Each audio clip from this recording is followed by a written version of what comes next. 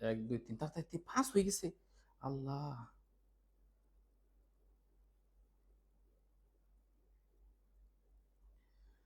আসসালামু আলাইকুম, কি অবস্থা সবার? একটু কমেন্ট করবেন যে সাউন্ড এবং বোর্ড ক্লিয়ার কিনা। তো আজকে আমরা সমাসের উপর একটা ঐতিহাসিক ক্লাস নিব। আমরা শুধু হচ্ছে এমসিকিউ নয়, আমরা অবশ্যই এমসিকিউ সলভ করব, পাশাপাশি হচ্ছে আমরা সমাস নিয়ে বেসিক ডিসকাশন করব। তো সবাই একটু কমেন্ট করে ফেলেন যে সবকিছু ঠিকঠাক আছে কিনা। তো আজকে আমরা সমাস নিয়ে বিস্তারিত আলোচনা এবং বিগত সালের যে প্রশ্ন সেটাও কিন্তু সলভ করব, এবং যারা হচ্ছে ল্যাব ক্লাসটা শেয়ার করবেন তারা বিগত সালের যে প্রশ্ন সমাধানের পিডিএফ, ব্যাকরণের সবগুলো পিডিএফ কিন্তু পেয়ে যাবেন। তো আমি আমার লাইভ ক্লাসটা একটু শেয়ার করে দিচ্ছি, আপনারা একটু শেয়ার করে দিন, এবং শেয়ার করার পর অবশ্যই কমেন্ট সেকশনে একটু শেয়ার ডান কথাটা লিখে দিবেন। ওকে, তো আজকে আপনাদের সাথে সমাস নিয়ে বিস্তারিত আলোচনা হবে, পাশাপাশি হচ্ছে বিগত সালের যে প্রশ্ন সেটিও কিন্তু আমরা আজকে সলভ করব। ওকে, তো সবাই একটু ক্লাসে জয়েন করে ফেলেন, তাহলে আমরা কিন্তু খুব সহজেই এই ক্লাসটা উপভোগ করতে পারবো। ওকে, তো আমি একটু আমার যে ফেসবুক পেজ আছে সেইখানে আমি একটু শেয়ার করে দিচ্ছি, তো আপনারা একটু শেয়ার করে দেন। একটু আমি সময় নিচ্ছি, প্লিজ আপনারা সবাই একটু খাতা কলম নিয়ে বসে যান। ওকে, সবকিছু ঠিকঠাক আছে কিনা একটু কমেন্ট করে ফেলুন। ওকে, এটা দেখো।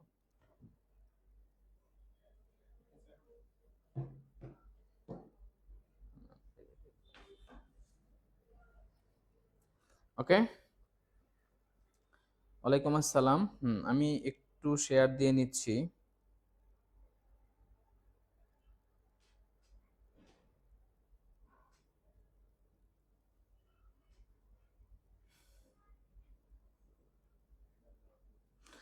ওকে, তো আমরা শুরু করব। তো আপনারা জানেন যে টিউটোরিয়াল হচ্ছে আমার একটা প্রতিষ্ঠান যেখানে একটা প্ল্যাটফর্মে সকল চাকরি পরীক্ষার প্রস্তুতি নেওয়া হয়, এবং আপনারা আমাদের যারা পেইড স্টুডেন্ট তারাও কিন্তু এই ফ্রি লাইভ ক্লাসের মাধ্যমে কিন্তু অনেক ফ্রি ক্লাস আপনারা পাচ্ছেন, এবং আমাদের ফ্রি ক্লাসগুলো যদি আপনারা করেন আপনারা কিন্তু অবশ্যই অনেক বেশি উপকৃত হবেন। ওকে, তো আর কথা বাড়াবো না, আমরা মূল আলোচনায় যাব। অবশ্যই খাতাগুলো নিয়ে বসবেন, এবং আমাদের যে বিষয়গুলো আছে যেগুলো পড়াবো সেগুলো একটু নোট করবেন। হ্যাঁ, আমি একটু সময় নিচ্ছি, আর 30 সেকেন্ড সময় নিচ্ছি। তো আজকে আমরা সমাসের প্রথমে একটু বেসিক ডিসকাশন করব। তো প্রথমে একটু দেখেন যে আমরা সবাই একটা বিষয় কিন্তু জানি যে সমাস মানে হচ্ছে কি সংক্ষেপণ, মিলন, একাধিক পদের এক পদীকরণ। এখন সন্ধি আর সমাসের মধ্যে পার্থক্যটা কি? তো সমাস মানে হচ্ছে পদের মিলন, আর সন্ধি মানে হচ্ছে ধ্বনির মিলন। তাহলে সন্ধি আর সমাসের মধ্যে বেসিক পার্থক্যটাই হচ্ছে একটা হচ্ছে ধ্বনির মিলন, একটা হচ্ছে পদের মিলন। তো আমরা আজকের ক্লাসে একটু বিস্তারিত পড়ব, যাতে করে এখান থেকে এমসিকিউ গুলো আমরা খুব নিশ্চিত হয়ে আনসার করতে পারি। প্রথমে আলোচনা করার পরে তারপরে আমরা হচ্ছে একটু এমসিকিউ সেকশনে যেতে চাই। ওকে, যাই হোক, আর কথা না বাড়াই আমরা দেখেন তাহলে সমাসের ক্ষেত্রে আমরা একটু বিষয় দেখে নেই যে সমাস মানে কি। এখন একটা বিষয় দেখেন, আমরা যদি একটু খুব সহজ করে বলি যে সন্ধি মানে হচ্ছে কিসের মিলন, একটু লেখা রাখেন। সন্ধি মানে হচ্ছে ধ্বনি অথবা আমরা যদি বলি বর্ণের মিলন। যদি আমরা ধ্বনির মিলনই বলবো, কারণ সন্ধিতে মূলত কি হয়, ধ্বনির মিলন হয়। তো যদি ধ্বনি না থাকে তখন আমরা কি বলবো, বর্ণ বলবো। আরেকটা কথা একটু লেখা রাখেন যে সমাস মানে হচ্ছে কিসের মিলন, লেখা রাখেন পদের মিলন। তাহলে সন্ধি মানে হচ্ছে ধ্বনির মিলন, আর সমাস মানে হচ্ছে পদের মিলন। তাহলে বুঝতে পারবো। ওকে, তাহলে সন্ধি মানে কিসের মিলন, ধ্বনির মিলন, আর সমাস মানে হচ্ছে পদের মিলন। আর যারা এখনো লাইভ ক্লাসটা শেয়ার করেন নাই, আমি একটু বলবো যে আপনি একটু শেয়ার করেন, এবং শেয়ার করে অবশ্যই শেয়ার ডান কথাটা লিখে দিবেন। তাহলে একটু সন্ধির আমরা বেসিকটা জানলাম, সমাসের বেসিকটা জানলাম। এবার দেখেন আমরা একটু দেখবো যে সমাস জানতে গেলে আমাদের এই 5টা জিনিস একটু জানতে হয়। কি কি সেটা দেখেন। আমরা অবশ্যই অনেকে হয়তো বা এই বিষয়গুলো জানি, সেটা হচ্ছে সমাস জানতে গেলে যে 5টা জিনিস জানতে হয় তার মধ্যে একটা হচ্ছে সমস্ত পদ। আমরা আসলে যে সমাসবদ্ধ পদটা থাকে যেটার মধ্যে সবগুলো পদ লুকায়িত থাকে, তাহলে সেটার নামই হচ্ছে কি পদ, সমস্ত পদ, যেমন সিংহাসন কি পদ? একটা সমস্ত পদ। আবার আমরা যদি বলি সিংহ চিহ্নিত আসন, এই যে একটা বাক্য তৈরি করলাম, ব্যাখ্যা করলাম সমস্ত পদটাকে, এটার নাম হচ্ছে ব্যাস বাক্য। আর সমস্ত পদের প্রত্যেকটা পদ যেটা আছে, যেমন সিংহ আসন, প্রত্যেকটা হচ্ছে সমসমান পদ। এর মধ্যে প্রথম যেটা সেটা হচ্ছে পূর্বপদ, আর যেটা পরে থাকে সেটা হচ্ছে পরপদ বা উত্তরপদ। কথা ক্লিয়ার? এই পর্যন্ত ক্লিয়ার কিনা? সিংহাসন কি পদ? একটা সমস্ত পদ। আবার আমরা যদি বলি সিংহ চিহ্নিত আসন, এই যে একটা বাক্য তৈরি করলাম, ব্যাখ্যা করলাম। ওকে, তো সাউন্ড আমরা ঠিক আছে, একটু দেখতেছি সাউন্ড ঠিক আছে, সমস্যা নাই। তো দেখেন, তাহলে আমাদের সমাসের একটু যদি বেসিকটা আমরা না জানি, শুধু যদি আমরা দেখা যাচ্ছে যে একটু টেকনিক পড়ে যায়, তাহলে কিন্তু পারবো না। অন্তত এই বেসিকটা আমাদের অবশ্যই জানতে হবে। হ্যাঁ, তো আমার একটা গ্রুপও আছে, আমি একটু আমার গ্রুপটা তো লাইভ ক্লাসটা শেয়ার করে দিচ্ছি, এবং আপনারা যারা শেয়ার করবেন অবশ্যই আপনারা একটু শেয়ার ডান কথাটা একটু লিখে দিবেন, তাহলে আপনারা কিন্তু সরাসরি এই ক্লাসটা পরবর্তীতে দেখতে পারবেন। ওকে, তো দেখেন আমরা মোটামুটি এতটুকু বেসিক জানলাম, এই বিষয়গুলো মোটামুটি সবারই ক্লিয়ার। এবার আমরা একটু সমাসের প্রকার ভেদটা পড়বো। আমরা সবাই জানি যে সমাস হচ্ছে 6 প্রকার, কিন্তু দেখেন নতুন বোর্ড ব্যাকরণে এই দ্বিগু সমাসকে কিন্তু কর্মধারে অন্তর্ভুক্ত করা হয়েছে। তাহলে এই দ্বিগু সমাসটা নতুন ব্যাকরণে নাই, দ্বিগু কর্মধারে বলা হয়েছে। তারপরে আমরা যদি দেখি এখানে অব্যয়ী ভাব, এটাকে বাদ দেওয়া হয়েছে অব্যয়ী ভাব। তাহলে সমাস মূলত কয় প্রকার? 4 প্রকার: দ্বন্দ্ব, কর্মধারয়, তৎপুরুষ, বহুব্রীহি। তাহলে প্রথমে একটু লিখে রাখতে পারেন যে সমাস 6 প্রকার, পরে লিখবেন সমাস মূলত, লিখে ফেলেন যে সমাস মূলত 4 প্রকার। সমাস 6 প্রকার তো লিখবেনই, এরপর লিখবেন সমাস মূলত 4 প্রকার। ওকে, তাহলে প্রথমে লেখেন যে সমাস 6 প্রকার, তারপর লিখবেন সমাস মূলত 4 প্রকার। ওকে, একটু নোট করে ফেলেন, যে কথাগুলো বলছি এগুলো একটু নোট করে ফেলেন, কারণ এই বিষয়গুলো মূলত পরীক্ষায় আসে। আমরা যখন একটু পরে আমরা যখন সলভ করব, তখন আপনারা দেখবেন যে এই প্রশ্নগুলাই কিন্তু ঘুরে ফিরে পরীক্ষায় আসে। ওকে, তো যাই হোক, আমার গ্রুপে আমি শেয়ার করে দিলাম ক্লাসটা, আপনারা একটু শেয়ার করে দেন। তাহলে সমাস যদি বলে কয় প্রকার, আমরা বলবো 6 প্রকার। যদি বলা হয় সমাস মূলত কয় প্রকার? 4 প্রকার। কেন? কারণ আধুনিক ব্যাকরণে এই কর্মধারয় সমাসের মধ্যে দেওয়া হয়েছে দ্বিগু সমাসটা, আবার অব্যয়ী ভাবটাকে বাদ দেওয়া হয়েছে, যার কারণে আমরা এখানে কিন্তু মূলত 4 প্রকার পাচ্ছি। তাহলে সমাস 6 প্রকার, কিন্তু সমাস মূলত কয় প্রকার? 4 প্রকার। এবার দেখেন বৈশিষ্ট্যের বিচারে সমাস কিন্তু 4 প্রকার। তো এরপরে আমরা চলে যাব অর্থ প্রাধান্য দেখে সমাস চেনার উপায়। তার মানে আমি ব্যাস বাক্য না করলেও 1 সেকেন্ডে বলে দিতে পারবো এটা কোন সমাস। আমি যদি কি করি, আমি যদি শুধু হচ্ছে এখানে সমস্ত পদের অর্থটা আমি বুঝতে পারি। যেমন দেখেন দ্বন্দ্ব সমাস উভয় পদের, অথবা আমরা বলতে পারি উভয় না, আমরা বলতে পারি সবগুলো পদের অর্থ প্রাধান্য থাকে। যেমন দেখেন আমি যদি বলি স্বামী স্ত্রী, তাহলে এখানে কিন্তু স্বামী স্ত্রী দুইজনকে বোঝায়। অথবা ধরেন আমি যদি এরকম বলি যে সাহেব বিবি গোলাম, তাহলে এখানে কিন্তু সাহেব বিবি গোলাম তিনজনকে বোঝায়। তার মানে হচ্ছে যদি সবগুলা পদেরই অর্থ প্রাধান্য থাকে, তাহলে আমরা কি বলবো? আমরা সেটাকে বলবো হচ্ছে দ্বন্দ্ব সমাস। তাহলে দ্বন্দ্ব সমাসে কি পায়? সবগুলো পদের অর্থ প্রাধান্য পায়। সেটা 2টা থাকুক পদ, 3টা থাকুক, 4টা থাকুক, সবগুলা পদের অর্থ প্রাধান্য থাকে। তাহলে একটা সমাসই হচ্ছে সবগুলা পদের অর্থ প্রাধান্য থাকে, সেটার নাম কি সমাস? দ্বন্দ্ব সমাস। কথা ক্লিয়ার? 4 প্রকার। ওকে, তাহলে প্রথমে লেখেন যে এটা কোন সমাস। আমি যদি কি করি, আমি যদি শুধু হচ্ছে পুরো পদের অর্থ প্রাধান্য থাকে।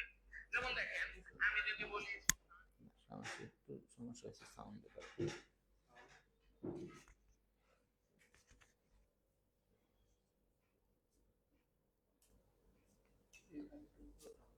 ওকে,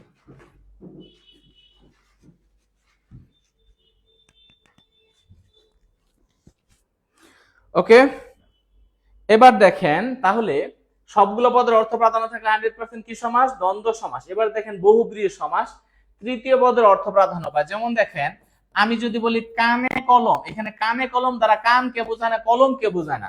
তাহলে কানে কলম দ্বারা কাকে বোঝায়? এরকম দেখবেন কাঠ মিস্ত্রিরা কিন্তু কানে কলম নিয়ে থাকে। তাহলে কানে কলম মানে হচ্ছে কানে কলম যার। তাহলে এখানে তৃতীয় একটা বিষয়কে বোঝায়, সেটা কাকে বোঝাচ্ছে?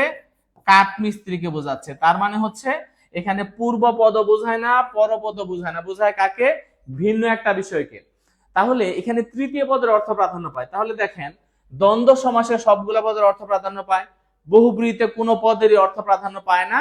তাহলে লিখে রাখেন দ্বন্দ্ব সমাসের বিপরীত সমাস হচ্ছে বহুব্রীহি সমাস। তাহলে একটু লিখে রাখেন যে সুতরাং, একটু লেখেন যে সুতরাং, লেখেন সুতরাং দ্বন্দ্ব সমাসের, সুতরাং দ্বন্দ্ব সমাসের, একটু লিখেন যে দ্বন্দ্ব সমাসের বিপরীত সমাস হলো বহুব্রীহি সমাস। কারণ দ্বন্দ্ব সমাসে সবগুলা পদের অর্থ প্রাধান্য পায় আর বহুব্রীহিতে কোনোটাই পায় না। তাহলে দ্বন্দ্ব সমাসের বিপরীত সমাস কোনটা? বহুব্রীহি সমাস।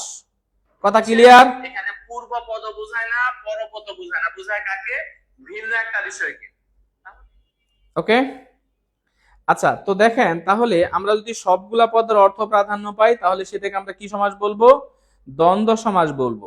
আর যদি শুধু তৃতীয় একটা বিষয়কে বোঝায়, মানে পূর্ব পদ বোঝায় না, পরপদ বোঝায় না, এরকম যদি আমরা পাই তাহলে সেটাকে আমরা কি বলবো? তৃতীয় একটা বিষয়কে যদি বোঝায় তখন আমরা সেটাকে বলবো হচ্ছে বহুব্রীহি সমাস। কথা ক্লিয়ার? তো এবার দেখেন আমরা যেটা বলছিলাম, এরপরে দেখেন অব্যয়ভাব সমাসে পূর্বপদের অর্থ প্রাধান্য পায়। যেমন দেখেন আমি যদি বলি নিরামিষ, নিরামিষ মানে কিন্তু আমিষ না, আমিষের অভাবকে বোঝায়। তাহলে নির মানে কি? অভাব। তাহলে যদি এরকম অভাব অর্থ দেয় তাহলে সেটার নাম কি সমাস? সেটা হচ্ছে অব্যয়ভাব সমাস। তার মানে কোন পদের অর্থ প্রাধান্য পায়? পূর্ব পদের অর্থ প্রাধান্য পায়। কথা ক্লিয়ার? এ পর্যন্ত ক্লিয়ার কিনা বলেন? যতটুকু বলছি এ পর্যন্ত ক্লিয়ার কিনা?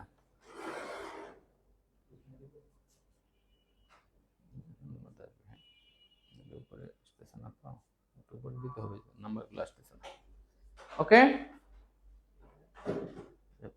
নাম্বারগুলো যাতে আসে, ফোন নাম্বারগুলো। ওকে, এবার দেখেন তাহলে একটা সমাসে পূর্বপদের অর্থ প্রাধান্য পায়, সেটা হচ্ছে অব্যয়ভাব সমাস। দেখেন এই তিনটা নিয়ে কোনো সমস্যা নাই। এক নাম্বার কথা হচ্ছে যদি সবগুলা পদের অর্থ প্রাধান্য পায় তাহলে সেটা দ্বন্দ্ব সমাস। একটা হচ্ছে যদি কোনোটাই অর্থ প্রাধান্য না পায় সেটা হচ্ছে বহুব্রীহি সমাস। আর যদি শুধু পূর্বপদের অর্থ প্রাধান্য পায় সেটা হচ্ছে অব্যয়ভাব সমাস। তাহলে এটা নিয়ে আমাদের কি নাই? কোনো কনফিউশন নাই। ওকে, তাহলে দেখেন, তাহলে এখন একটা বিষয় দেখেন, এবার আমরা পরের অংশে যাব, সেটা হচ্ছে তৎপুরুষ কর্মধারয় দ্বিগু। এই তিনটাতে কিন্তু পরপদের অর্থ প্রাধান্য পায়। এখন এইটাতে আমাদের একটু ঝামেলা আছে। এই তিনটাতে কি পায়? পরপদের অর্থ প্রাধান্য পায়। হ্যাঁ, এটা ফিক্সড করে দাও। হ্যাঁ, আচ্ছা তাহলে এই তিনটাতে যেহেতু পরপদের অর্থ প্রাধান্য পায় তাহলে একটা মজার বিষয় খেয়াল করে, সেখানে আমরা যদি একটু দেখি সেটা হচ্ছে, স্যার একটু আস্তে শেষ করেন। ওকে, এখন দেখেন তাহলে দ্বন্দ্ব সমাসে যেমন আমরা এখানে বললাম স্বামী স্ত্রী, তাহলে স্বামী এবং স্ত্রী দুইজনকে বোঝায়। তার মানে সবগুলা যদি অর্থ প্রাধান্য পায় সেটা অবশ্যই দ্বন্দ্ব সমাস হবে। আবার যখন আমরা দেখতেছি তৃতীয় পদের অর্থ প্রাধান্য হবে, যেমন কানে কলম, কানকে বোঝায় না, কলমকে বোঝায় না, বোঝায় কাকে? কাঠ মিস্ত্রিকে, ভিন্ন বিষয় বোঝাচ্ছে মানে বহুব্রীহি। আবার যখন আমরা বললাম নিরামিষ, মানে আমিষকে বোঝায় না, আমিষের অভাবকে বোঝায়, নির মানে অভাব, তখন সেটা হয়ে যাচ্ছে অব্যয়ভাব সমাস। আর যখন পরপদের অর্থ প্রাধান্য পাচ্ছে সেটা হয়ে যাচ্ছে কি? তৎপুরুষ কর্মধারয় দ্বিগু। যে কোন একটা হইতে পারে, তৎপুরুষ হইতে পারে, কর্মধারয় হইতে পারে, দ্বিগু হইতে পারে। কিভাবে চিনবো? যেমন দেখেন তৎপুরুষে আমরা যদি এরকম বলি যে গাছ পাকা, দেখেন তো আমরা বললাম গাছ পাকা, এখানে কিন্তু আমরা কাকে বুঝি? গাছকে বুঝি না, পাকা বুঝি। যে মামা আমাকে গাছ পাকা আম দেন, সে কিন্তু পাকা আম দিবে। তার মানে যদি কি হয়, যদি এরকম হয় যে পরপদ প্রাধান্য পাচ্ছে এবং বিভক্তি লোপ পাচ্ছে তাহলে সেটা কি হবে? সেটা হবে তৎপুরুষ সমাস। ওকে, আচ্ছা এরপরে দেখেন আমরা যদি একটু বলি কর্মধারয়, ধরেন আমি বললাম ঘর জামাই, ঘরে আশ্রিত জামাই, এখানে কিন্তু ঘরকে বোঝায় না, বোঝায় কাকে? জামাইকে। তার মানে আমরা যদি পরপদ প্রাধান্য পাই এবং সেটা বিশেষ্য পদের সাথে বিশেষ্য পদের বা বিশেষের সাথে বিশেষণ পদের সমাস হয়, তাহলে সেটা কিন্তু কর্মধারয় হবে। ওকে, এরপরে দেখেন যদি দ্বিগু, ধরেন আমরা বললাম চৌরাস্তা, চৌরাস্তার সমাহার, যদি এটাকে আমরা দ্বিগু কর্মধারয় বলি চৌরাস্তার সমাহার, তাহলে যদি হয় পূর্বপদে সংখ্যা থাকে এবং সমাহার থাকে, তাহলে সেটা কিন্তু দ্বিগু সমাস হচ্ছে। সেটাকে আমরা দ্বিগু সমাসে বলতে পারি, সেটাকে দ্বিগু কর্মধারয় আধুনিক ব্যাকরণে বলতে পারি, বা সেটা হচ্ছে দ্বিগু। এ পর্যন্ত কথা ক্লিয়ার? এ পর্যন্ত কথা ক্লিয়ার কিনা বলেন? যদি পূর্বপদে সংখ্যা থাকে এবং সমাহার থাকে, তাহলে সেটা। আচ্ছা, এবার আমরা যেহেতু এটা বেসিকটা আমরা আলোচনা করলাম, এবার আমরা এমসিকিউ পর্বে একটু পরে যাব। তার আগে আমরা সমাসগুলো নিয়ে একটু আলোচনা করব। দ্বন্দ্ব সমাস, দ্বন্দ্ব সমাসটা আমরা একেবারে খুব সহজে আমরা পারবো। সেটা কিভাবে?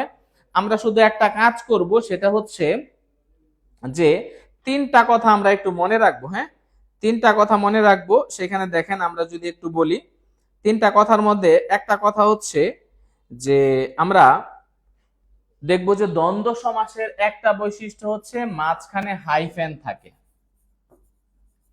মাঝখানে কি থাকে?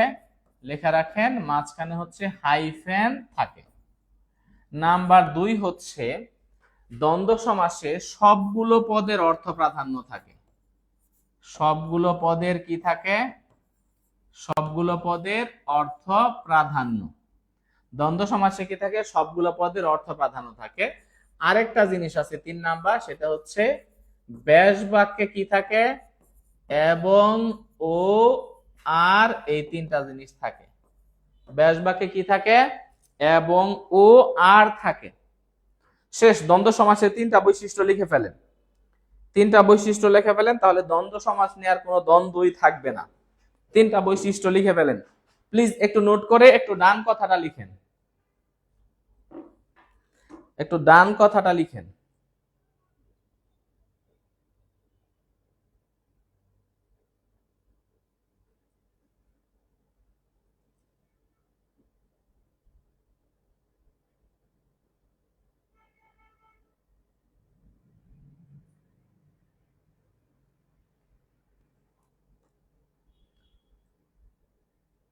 লেখা শেষ? তাহলে একটু ডান কথাটা লিখেন প্লিজ। তাহলে দ্বন্দ্ব সমাসে মাঝখানে কি থাকে? হাইফেন থাকে। আরেকটা হচ্ছে কি হয়? এবং, ও, আর ব্যবহৃত হয় কোথায়? ব্যাস বাক্যে। মাঝখানে হাইফেন থাকে। সবগুলা পদেরই কি থাকে? অর্থ প্রাধান্য থাকে।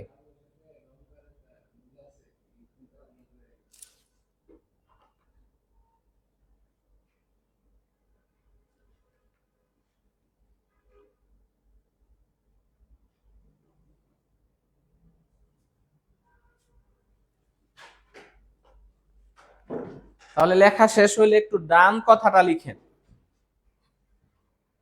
ওকে, এবার দেখেন আমরা দ্বন্দ্ব সমাস আলোচনা করলাম। দেখেন দ্বিগু সমাস। এখন এই দ্বিগু সমাসের সাথে আবার একটা ঝামেলা আছে, সেটা হচ্ছে আমরা এই পাশে আরেকটা সমাস লিখি, সেটার নাম হচ্ছে সংখ্যাবাচক বহুব্রীহি। তো এই দুইটা নিয়ে একটা প্যাচ লাগে। আজকে একটা মিনিট কথাটা শুনে তাহলে আজীবনের জন্য ক্লিয়ার। শুধু একটা জিনিস মনে রাখবেন, এই যে চৌরাস্তা মানে কি? চৌরাস্তার সমাহার। এখন এই চারটা রাস্তা যদি একটা জায়গায় মিলে, সেটা কিন্তু কি করা যায় না? আলাদা করা যায় না। তাহলে দ্বিগু সমাজকে কি করা যায় না? আলাদা করা যায় না। যেমন আমি যদি বলি 7 সমুদ্র, 7 সমুদ্রের সমাহার, তাহলে 7টা সমুদ্র কিন্তু আলাদা করা যাবে না। এই জন্য আমি মাঝে মাঝে একটু কবিতা আকারে বলি, কোথায় যেন মিলিয়া যায়, পৃথক নাহি করা যায়, দ্বিগু সমাস চেনা যায়। তাহলে দ্বিগু সমাসকে কি করা যায় না? আলাদা করা যায় না। কিন্তু আমরা যদি বলি চৌচালা, চৌচাল আছে যার, এই 4টা চালকে কি করা যায়? আলাদা করা যাবে। মনে করেন এটা একটা ঘর, হ্যাঁ, তো ঘরের এইদিকে একটা চাল আছে, এইদিকে একটা চাল আছে, এইদিকে একটা, এইদিকে একটা চাল। তাহলে একটা মিস্ত্রি ডাকলে কিন্তু 4টা চাল কি করা যাবে? আলাদা করা যাবে। ধরেন আমি বললাম 7 সমুদ্র, 7 সমুদ্রের সমাহার। এখন এই যে বলছিলাম 7 সমুদ্র, এটা কিন্তু কি করা যায় না? কোনোভাবে আলাদা করা যায় না। কিন্তু আমরা যদি এরকম বলি, এই 7 সমুদ্রটা এইভাবে না বলে ধরেন আমি বললাম 7 গজি, তাহলে 7 গজি মানে কি? 7 গজ পরিমাণ যার, 7 গজ একটা কাপড়কে কিন্তু 1 গজ 1 গজকে আলাদা করা যায়। তাহলে আমরা মনে রাখবো দ্বিগু সমাসের সমস্ত পদটা কি হয়? সমস্ত পদটা হচ্ছে নাউন হয়, আর এইটা সমস্ত পদটা কি হয়? অ্যাডজেক্টিভ হয়। যেমন কাপড়টা কতটুকু? 7 গজি। ঘরটা কেমন? চৌচালা। আর এটা হচ্ছে কি হয়? নাউন হয়। দোস্ত তুই কই? আমি তো চৌরাস্তা। তাহলে সমস্ত পদ যদি নাউন হয়, শুরুতে সংখ্যা থাকে, তাহলে সেটা দ্বিগু। সমস্ত পদ যদি অ্যাডজেক্টিভ হয় এবং শুরুতে সংখ্যা থাকে, সেটা হচ্ছে সংখ্যাবাচক বহুব্রী। আর দ্বিতীয় টেকনিক হচ্ছে এটাকে আলাদা করা যায় না, কিন্তু এটাকে আলাদা করা যায়। কথা ক্লিয়ার কিনা বলেন? ওকে, এ পর্যন্ত ক্লিয়ার? এ পর্যন্ত ক্লিয়ার কিনা বলেন?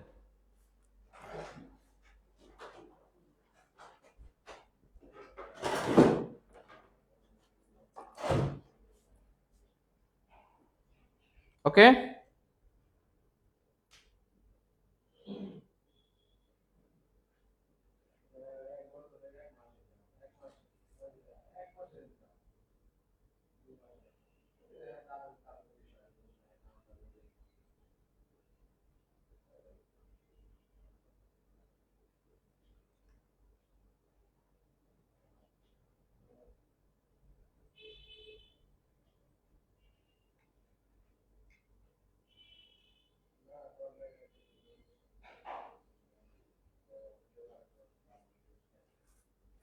ওকে, লেখা শেষ হলে একটু ডান কথাটা লিখেন।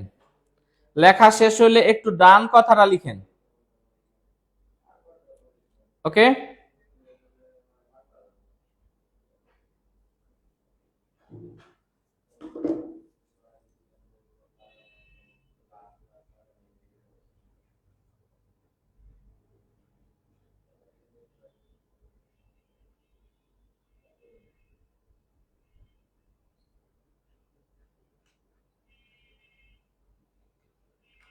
লেখা শেষ।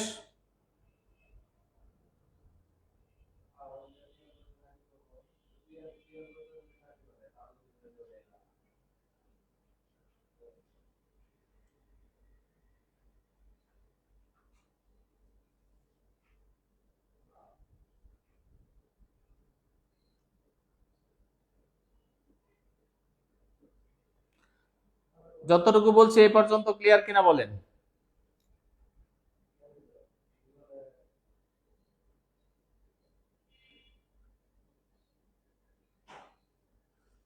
ওকে,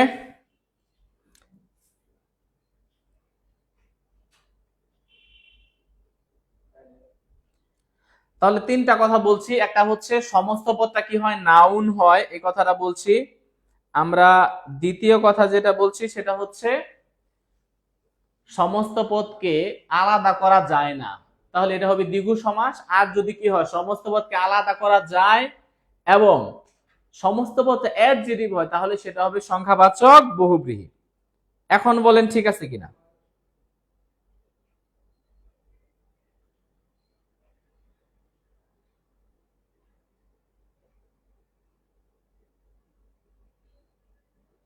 ওকে,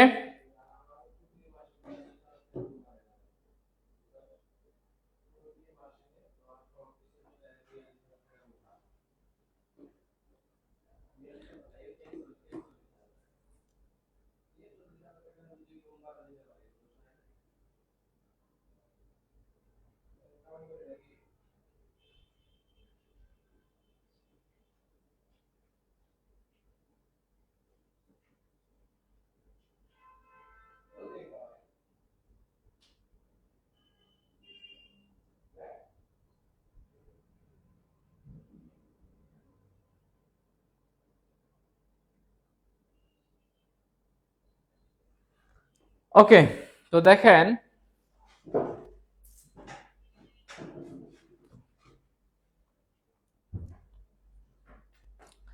এবার আমরা যেটা পড়বো সেটা হচ্ছে কর্মধারয় সমাস। এখন কর্মধারয়ের মধ্যে আমরা তিনটা জিনিস নিয়ে একটু সমস্যায় থাকি। যেমন একটা হচ্ছে উপমান কর্মধারয়, একটা হচ্ছে উপমিত কর্মধারয়, আর একটা হচ্ছে রূপক কর্মধারয়। এটার আমরা একটু বেসিকটা জানবো, এরপর আমরা এমসিকিউ তে চলে যাব। তো এখন এই উপমান কর্মধারয় যেটা, সেটাতে কিন্তু তুলনা বোঝায়। উপমিত যেটা, সেটাতে কি বোঝায়? তুলনা বোঝায়। আবার রূপক যেটা সেটা তো কি বোঝায়, তুলনা বোঝায়। তাহলে তিনটা সমাসে কি বোঝায় বলেন তো, এই তিনটা সমাসে কিন্তু তুলনা বোঝায়। ওকে, এই তিনটা সমাসে কি বোঝায়, তুলনা বোঝায়। এখন এই যে তিনটা সমাসে তুলনা বোঝায়, আমরা শুধু মনে রাখবো যাদের মান সমান আছে তারা সত্য কথা বলে। তাহলে সত্য তুলনা হলে সেটা কি হবে, উপমান। আর যদি আমরা বলি ময়ূরের মি মানে কি, ময়ূরের মি মানে হচ্ছে মিথ্যা, তুলনাটা যদি মিথ্যা হয় তাহলে সেটা হবে উপমিত। আর রূপক কোনটা, যদি তুলনাটা এরকম হয় যে প্রথম পদটা হচ্ছে অদৃশ্য আর পরেরটা হচ্ছে দৃশ্যমান, এরকম তুলনা হলে সেটা হবে রূপক। যেমন দেখেন, আমি যদি বলি রক্ত লাল, এখন বলেন তো কথাটা কি সত্য নাকি মিথ্যা? হ্যাঁ, অবশ্যই কথাটা সত্য, তাহলে উপমান কর্মধারয়। কিন্তু আমি যদি বলি বাহুলতা, বাহু লতার নেয়, তাহলে বাহু কিন্তু লতার মতো হয় না, তাহলে তুলনাটা যেহেতু মিথ্যা তাহলে এটা হবে উপমিত।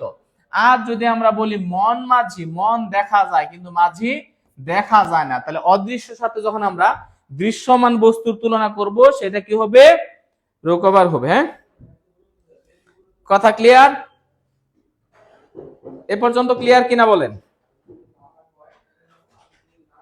যতটুকু বলছি ক্লিয়ার কিনা?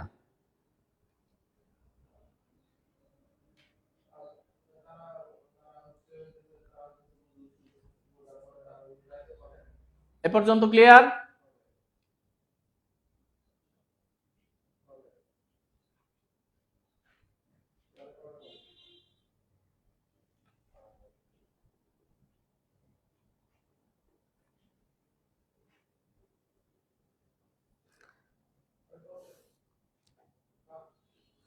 এবার বলেন ক্লিয়ার কিনা।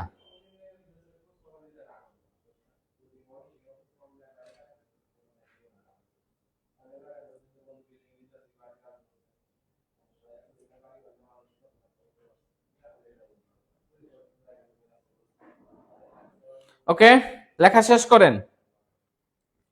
তাহলে সত্য হলে উপমান হবে আর মিথ্যা হইলে কি হবে, উপমিত হবে। সত্য হইলে উপমান আর মিথ্যা হইলে কি, উপমিত।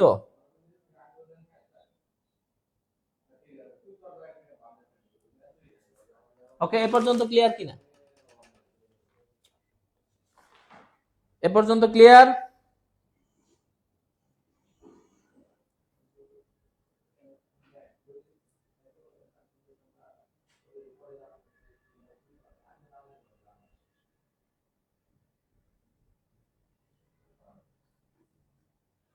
তো এবার দেখেন আমরা পরের অংশে চলে যাচ্ছি।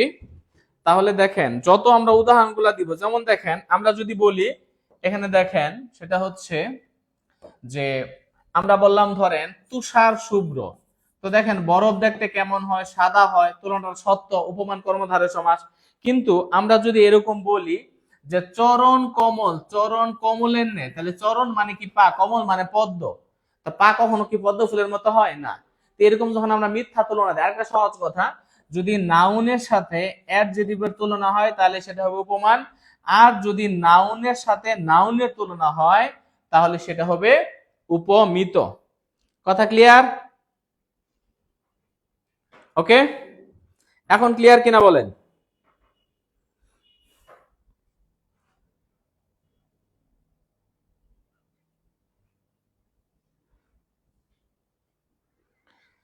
দুটা বিষয় বলছি, যদি তুলনাটা সত্য হয় তাহলে রতন বলছে যে ঠিক নাই, এখন ঠিক আছে, এখন বোর্ড ঠিক আছে, রতন বর্মন এখন ঠিক আছে, দেখেন বোর্ড। হ্যাঁ, আমি আসলে আমার আজকে অপারেটরটা নাই তো আমি নিজেই এটা বারবার করতেছি তো।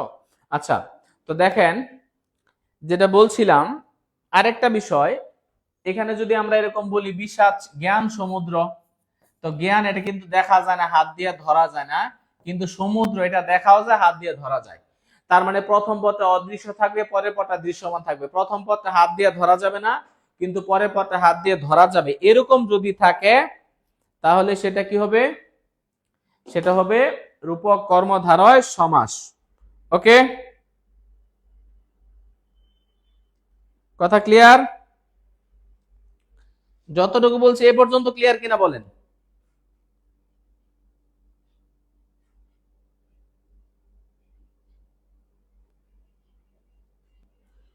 এ পর্যন্ত ক্লিয়ার? রতন বর্মন, দেখেন এখন বোর্ড ঠিক আছে, হ্যাঁ আপনি ক্লাস করেন, এখন ঠিক আছে বোর্ড। হ্যাঁ, তাহলে দুইটা বিষয় বলছি। হ্যাঁ, একটা হচ্ছে যে যদি তুলনাটা কি হয়,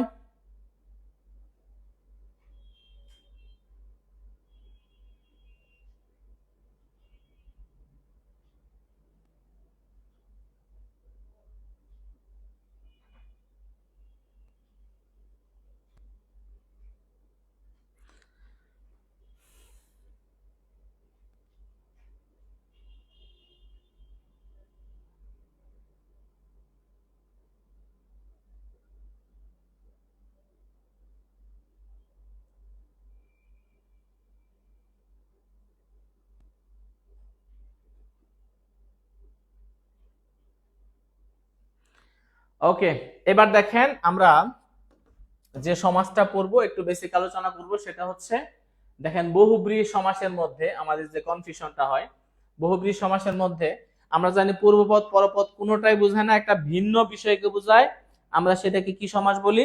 বহুব্রীহি সমাস বলি। তার মানে পূর্বপদও বোঝায় না, পরপদও বোঝায় না, বোঝায় কাকে? একটা ভিন্ন বিষয়কে বোঝায়। ওকে, তাহলে এই যে ভিন্ন বিষয়কে বোঝায়, তাহলে সেটা হচ্ছে কি সমাস? বহুব্রীহি সমাস। এখন এই বহুব্রীহির মধ্যে আপনারা একটু বলেন তো আপনাদের কাছে কোনটা সবচেয়ে কঠিন লাগে? বহুব্রীহির মধ্যে কঠিন লাগে কোনটা বলেন তো?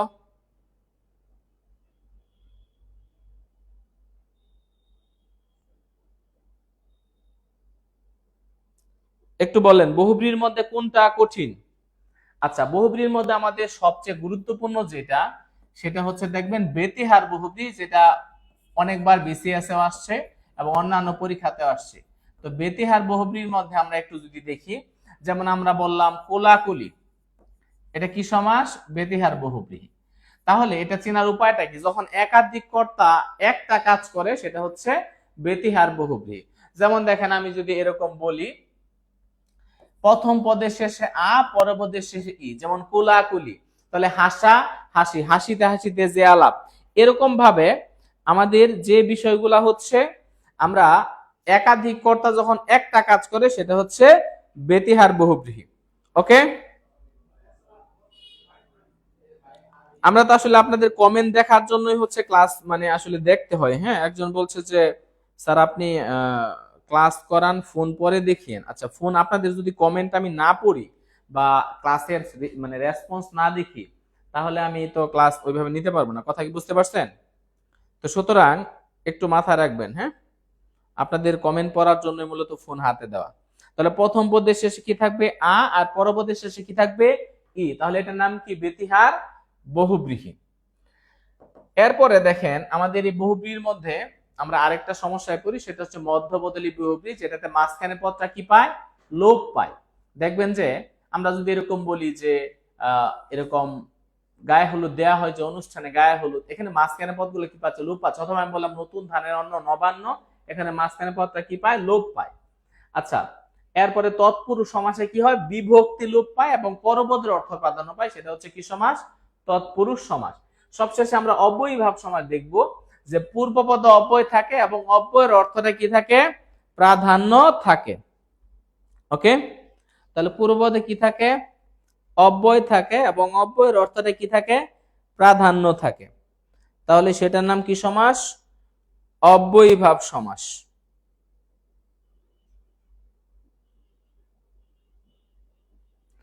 আচ্ছা, এবার আমরা যেটা বলছিলাম, হ্যাঁ দেখেন, তাহলে এই অব্যয়ীভাব সমাসটা যদি আমরা এইভাবে একটু বলি, একটা টেকনিক যদি বলি, তাহলে এর মধ্যে যতগুলো আসবে সেগুলো হচ্ছে কি সমাস? অব্যয়ীভাব সমাস। খেয়াল করেন একটু, যেমন আমরা যদি এরকম বলি যে আহা নিরপরাধ বেবিদের উপকারের প্রতি, আহা নিরপরাধ বেবিদের উপকারের প্রতি যথার্থ উৎসাহ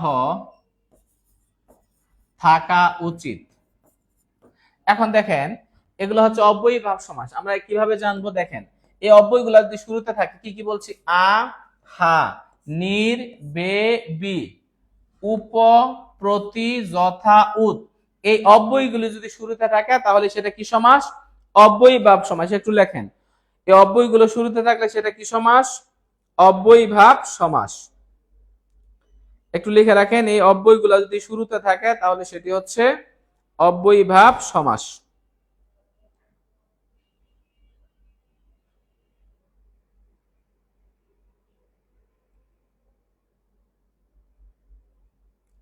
লিখে রাখেন, এই অব্যয়গুলো শুরুতে থাকলে সেটি অব্যয়ীভাব সমাস।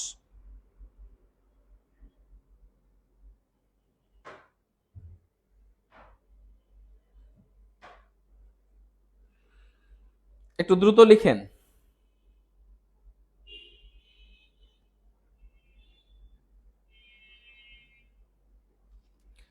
তাহলে দেখেন, আমরা দুইটা কথা বলছি, সেটা হচ্ছে আহা নিরপরাধ বেবিদের উপকারের প্রতি যথার্থ উৎসাহ থাকা উচিত। এখানে আমরা যদি বলি আ হা নির বে বি উপ প্রতি যথা উত, এই অব্যয়গুলো যদি শুরুতে থাকে তাহলে সেটা কি সমাস? অব্যয়ীভাব সমাস। তাহলে এখানে খেয়াল করেন, আমরা আ দিয়া যদি আমরা এখানে একটু বলি আকণ্ঠ অব্যয়ীভাব সমাস, হা ভাতে অব্যয়ীভাব সমাস, নিরামিষ অব্যয়ীভাব সমাস, বেহায়া অব্যয়ীভাব সমাস, বিশৃঙ্খল অব্যয়ীভাব সমাস, তারপর উপকূল অব্যয়ীভাব সমাস, প্রতিদিন অব্যয়ীভাব সমাস, যথারীতি অব্যয়ীভাব সমাস, উদ্বেল অব্যয়ীভাব সমাস। তাহলে একটু মনে রাখবেন, আহা নিরপরাধ বেবিদের উপকারের প্রতি যথার্থ উৎসাহ থাকা উচিত। আহা নির বেবি উপপ্রতি যথাযথ, এই 9টা অব্যয় যদি শুরুতে থাকে সেটি হচ্ছে অব্যয়ীভাব সমাস। ঠিক না বে ঠিক? ঠিক কিনা বলেন?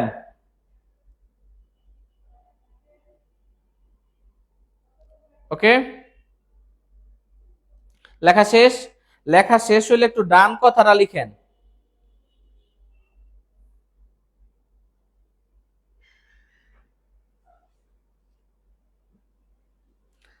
লেখা শেষ হলে একটু ডান কথাটা লিখেন। ওকে, এবার দেখেন,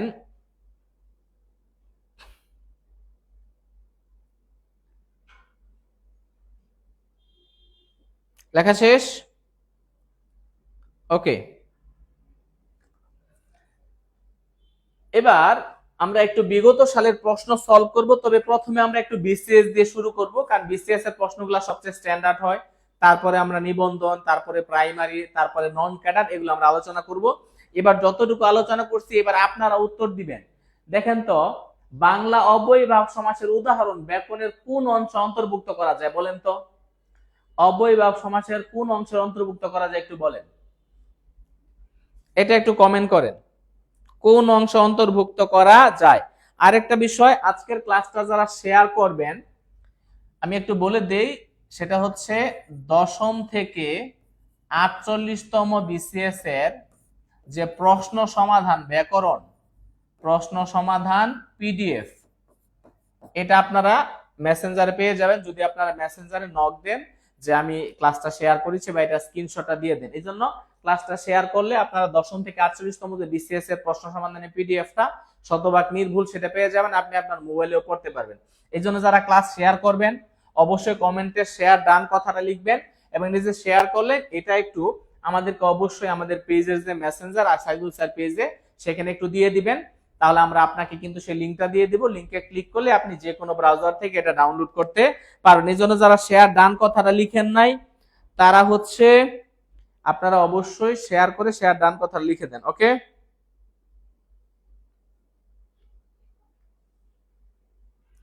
এবার তাহলে দেখেন, অবশ্যই উত্তর হবে উপসর্গ। কেন?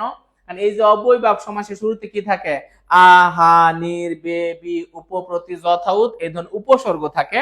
তাহলে অব্যয়ীভাব সমাসের সাথে কিসের সম্পর্ক আছে? উপসর্গের একটা ব্যাপার আছে। এরপরে দেখেন, আমরা যদি বলি নীলকর, এটা কোন সমাস? 46-এ আসছিল। নীলকর কোন সমাস বলেন তো? নীলকর, নীল করে যে বা নীল চাষ করে যে, তাহলে নাউনের সাথে যদি ভার্ব থাকে তাহলে সেটা হচ্ছে উপপদ তৎপুরুষ সমাস। তাহলে উপতৎপুরুষের সমাসের বৈশিষ্ট্যটা কি? লেখা রাখেন, নাউনের সাথে কি থাকে? ভার্ব থাকে।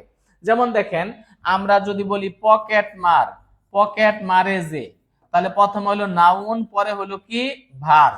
তাহলে এই যে নীল কর, প্রথমে নীল হচ্ছে নাউন, তারপরে কি? এটা হলো করা, নীল করা বা নীল চাষ করা, এটা কিন্তু একটা ভার্ব। তাহলে নাউনের সাথে যদি ভার্ব থাকে সেটা হচ্ছে উপতৎপুরুষ সমাস। এবং উপতৎপুরুষ সমাসটা আরেকটা টেকনিক লিখে রাখেন, সেটা হচ্ছে কিসের মতো? লেখা রাখেন এক কথায় প্রকাশের মতো। এক কথায় প্রকাশের মতো। যেমন আমি এরকম বললাম পকেট মারে যে ছেলে ধরা, ছেলে ধরে যে, এই যে ছেলে ধরে যে ছেলে ধরা এক কথার মতো লাগতেছে। তারপর বললাম পকেট মারে যে পকেট মারে এক কথায় প্রকাশের মতো লাগতেছে। পাড়া বেড়ায় যে পাড়া বেড়ানি এক কথায় প্রকাশের মতো লাগতেছে। নীল করে যে বা নীল চাষ করে যে নীল কর এক কথা প্রকাশের মতো লাগতেছে। তাহলে এক কথা প্রকাশের মতো লাগলে সেটা কি হবে? সেটা হবে উপপদ তৎপুরুষ সমাস। তো শেয়ার করলে অবশ্যই শেয়ার ডান কথাটা লিখবেন। ওকে, শেয়ার করলে অবশ্যই শেয়ার ডান কথাটা লিখবেন। আর পিডিএফ এর জন্য আমাদের অবশ্যই পেজের মেসেঞ্জারে আপনারা একটু নক করবেন। ওকে, ক্লিয়ার? তাহলে তাহলে অবশ্যই উত্তর কি হবে? উপপদ তৎপুরুষ সমাস। এরপরে প্রশ্ন হচ্ছে কৃদন্ত পদের পূর্ববর্তী পদকে কি বলে? উপপদ বলে। কৃদন্ত পদের মধ্যে উপপদ বলে। আচ্ছা, এরপরে দেখেন চিকিৎসা শাস্ত্র কোন সমাস? দেখি এটা পারেন কিনা। চিকিৎসা শাস্ত্র কোন সমাস? একটু দ্রুত কমেন্ট করবেন, কারণ আমরা অনেকগুলো এমসিকিউ সলভ করব আজকে ক্লাসে, এবং আজকে ক্লাস থেকে যাতে 2 থেকে 3টা প্রশ্ন কমন পান, অন্তত 2টা প্রশ্ন যাতে আপনারা কমন পান। ওকে, এখন আপনাকে এই এক ক্লাসে আমি এই শত শত এমসিকিউ সলভ এটা শিখাইতে পারবো না, বাট এখানে আপনি যতটুকু বেসিক শিখবেন এগুলাতে আপনি শত শত সলভ করতে পারবেন। কিন্তু এক ক্লাসে এই 500 800 1000 এমসিকিউ সলভ এটা করানো কোনোভাবে কিনা সম্ভব না। চিকিৎসা শাস্ত্র কোন সমাস? চিকিৎসা শাস্ত্র কোন সমাস একটু বলেন। চিকিৎসা বিষয়ক শাস্ত্র, তাহলে অবশ্যই কর্মধারয় সমাস, এবং এটা মূলত হচ্ছে মধ্যপদলোপী কর্মধারয় হবে। মধ্যপদলোপী কর্মধারয় হবে, কারণ চিকিৎসা শাস্ত্র মানে কি? চিকিৎসা বিষয়ক শাস্ত্র, যেটা এটাকে বলে চিকিৎসা শাস্ত্র। তাহলে এটা কি হবে? মধ্যপদলোপী কর্মধারয় সমাস। কথা ক্লিয়ার? তো আসলে আমরা পরবর্তী ক্লাসগুলা শুধু এমসিকিউ সলভ করব। কেন বলেন তো? কারণ আপনাদের জন্য। আপনারা ক্লাসের কোয়ালিটি বুঝেন না, এবং না বুঝে হচ্ছে আপনারা শুধু শুধু এমসিকিউ সলভ করালে আপনাদেরকে এক ক্লাসে যদি 1000 এমসিকিউ সলভ করে দেই, আপনি ব্যাপক খুশি হয়ে যাবেন যে না, এক টেকনিকে 2000 এমসিকিউ সলভ, তার মানে ব্যাপক খুশি, এক ফাইলই যথেষ্ট। ঠিক আছে? তো যেটা বাংলাদেশে চলে বেশি, আগামী ক্লাস থেকে আমরা এটাই করাবো ইনশাআল্লাহ। আপনারা যেটা চান সেটা আপনাদের জন্য ভালো হবে, তাহলে উপস্থিতিও ভালো থাকবে এবং আপনারা ব্যাপক তালি দিবেন। পরে পরীক্ষা হলে যদি না পারেন পরে গিয়ে গালি দিবেন, সমস্যা নাই, কিন্তু আপাতত তো তালি দিবেন, অসুবিধা নাই। ঠিক আছে? তাহলে যেটা বলছিলাম সেটা হচ্ছে যে চিকিৎসা বিষয়ক শাস্ত্র। এরপরে দেখেন মধ্যপদলোপী কর্মধারয় সমাস কোনটা? এখন সবগুলাতেই তো মাঝখানে পদটা কি পাইছে? লোপ পাইছে। তাহলে আপনি কিভাবে বলবেন মধ্যপদলোপী কর্মধারয় কোনটা? দেখেন কোনটাতে পরপদ প্রাধান্য পাইছে, এটাতে উভয় পদ প্রাধান্য পাইছে, তাহলে এটা কাটা। তারপরে আমরা যদি এখানে বলি কুসুমের মতো কোমল, কুসুম কোমল, তো এখন এটা তো সত্য কথা, তাহলে উপমান কর্মধারয় মহান যে পুরুষ, মহাপুরুষ, তাহলে এটা সাধারণ কর্মধারয়, তাহলে সিংহ চিহ্নিত আসে, এই চিহ্নিত কথার লোপ পাইছে, তাহলে এটা কি হবে? মধ্যপদলোপী কর্মধারয় সমাস। কথা ক্লিয়ার? আনিসুর রহমান, ঠিক আছে? কথাটি ভালো লাগলো বলতে আসলে কথাটা অনেক কষ্ট থেকে বললাম। হ্যাঁ, মানে এখনকার হচ্ছে যে মানে স্টুডেন্টের কোয়ালিটি এমন পর্যায়ে চলে গেছে, আপনি দেখেন যখন একটা রাস্তার মধ্যে লেখা থাকে যে এরকম যে মানে এক ফাইলই যথেষ্ট, কোনো পার্শ্ব প্রতিক্রিয়া নাই, তাহলে আপনি ভাববেন যে ওই ওষুধের কোনো প্রতিক্রিয়াই নাই, হয়তো বা চিনির রস টস কোনো কিছুতে বানায় রাখছে, বলছে যে এখানে এটার কোনো পার্শ্ব প্রতিক্রিয়া নাই, এক ফাইলই যথেষ্ট। তার মানে হচ্ছে আপনি বুঝে নিবেন যে এটার আসলে কোনো পার্শ্ব প্রতিক্রিয়া নাই, মানে এটা কোনো প্রতিক্রিয়াই নাই, এই জন্য লিখে দিচ্ছে কোনো পার্শ্ব প্রতিক্রিয়া নাই।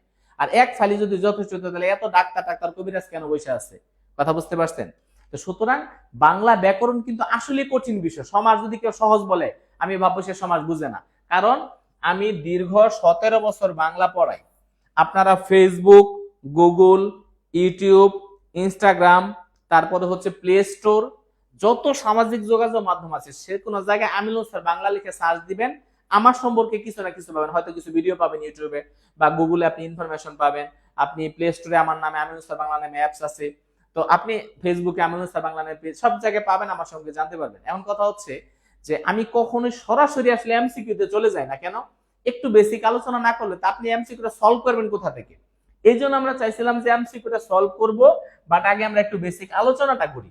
এখন আপনারা সবাই চাচ্ছেন যে না আলোচনা না, এমসিকিউ সলভ হোক, তো ঠিক আছে আমরা পরের ক্লাস থেকে এমসিকিউ সলভ করে। দেখেন উপমান কর্মধারয় কোনটা? এটা হবে শশ ব্যস্ত। কেন বলেন তো? এই শশকের ন্যায় ব্যস্ত, আমরা যদি এরকম বলি যে শশকের ন্যায় ব্যস্ত, তো আসলে এখানে দেখেন শশক মানে হচ্ছে খরগোশ, তো খরগোশ তো সবসময় ব্যস্তই থাকে। শশক মানে কি? শশক মানে হচ্ছে খরগোশ, তো খরগোশ দেখবেন সবসময় ব্যস্তই থাকে, তাহলে কথাটা সত্য। কথাটা সত্য মানে কি? যাদের মান সম্মান থাকে তারা সত্য কথা বলে, তার মানে উপমান কর্মধারয় সমাস। সমাস আসলেই কঠিন, এটা আমি মন থেকে বলতেছি। কেউ যদি বলে যে না সমাস আসলে মানে কঠিন না, আমি ভাববো সে গুড়াটিম সমাস সম্পর্কে জানেই না। আসলেই কঠিন, বাট এটা একটু বেসিক থেকে পড়তে হবে, ঠিক আছে? বুঝে না সে বুঝে না, কি যে বুঝে না তাও বুঝে না। আমাদের অবস্থাটা হইলো আমরা যে কি যে বুঝি না সেটা বুঝি না, ঠিক আছে? এস এর শারমিন বলছে আপনার ক্লাস এরও হাইবে করছিলাম, সেই 2020 সালের কথা। হ্যাঁ, তাহলে দেখেন, তাহলে কথাটা সত্য মানে কি? উপমান কর্মধারয় সমাস। কোনটি ব্যতিহার বহুব্রীর উদাহরণ? খালি মনে রাখবেন প্রথম পদের শেষে থাকবে আ আর পরপদের শেষে থাকবে, তাহলে কানা কানি, কানে কানে যে কথা, হাসা হাসি, হাসিতে হাসিতে যে আলাপ, কুলাকুলি কুলাকুলিতে যে সম্ভাষণ, তাহলে প্রথম পদের শেষে থাকবে আ, পরপদের শেষে থাকবে ই। ওকে, অনুপম হচ্ছে অনেকবার করছি সমাজ, এখন আয়াতটা আনতে পারি না। সমাজটা আসলে কঠিন রে ভাই। শাপলা আক্তার বলছে রংপুর থেকে। ওকে, আচ্ছা, এ পর্যন্ত ক্লিয়ার কিনা বলেন? তাহলে প্রথম পদের শেষে বলছি আ, পরপদের শেষে। আর যারা ক্লাসে আছেন আমাকে একটু বলেন তো যে এখানে কি এমন কোন স্টুডেন্ট আছেন যারা আমার অফলাইনে ক্লাস করছেন? কারণ আমি মোটামুটি 2016 সাল থেকে অফলাইনে অনেকগুলা বিসিএস কোচিং এ ক্লাস নিয়েছি, যেমন ওরাকল, বিসিএস কনফিডেন্স। তো এই বিষয়গুলোতে কিন্তু ক্লাস নেওয়া হয়েছে। আপনারা এখানে কি আমার কেউ অফলাইনে কোনো স্টুডেন্ট আছেন কিনা একটু কমেন্ট করেন তো।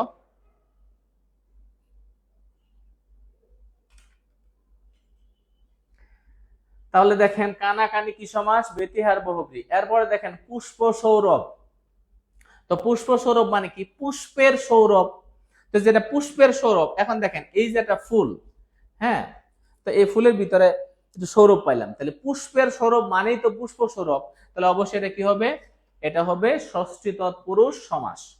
এখানে তৎপুরুষ দেওয়া আছে, আমরা কি করব? সেটাই আনসার করব। তৎপুরুষ সমাস, পুষ্প সৌরভ মানে পুষ্পের সৌরভ। বিস্ময়াপন্ন, এটা ব্যাস বাক্য বলেন। বিস্ময়াপন্ন এটা ব্যাস বাক্যটা বলেন, এটা ব্যাস বাক্যটা একটু আলোচনা করেন। বিস্ময়াপন্ন এটা ব্যাস বাক্য আলোচনা করেন, এটা ব্যাস বাক্যটা বলেন। বিস্ময়াপন্ন তাহলে ব্যাস বাক্যটা কি হবে? এটা ব্যাস বাক্য হবে বিস্ময়কে আপন্ন। তাহলে দ্বিতীয় তৎপুরুষ সমাস। বিস্ময়াপন্ন মানে কি? বিস্ময়কে আপন্ন বলেন।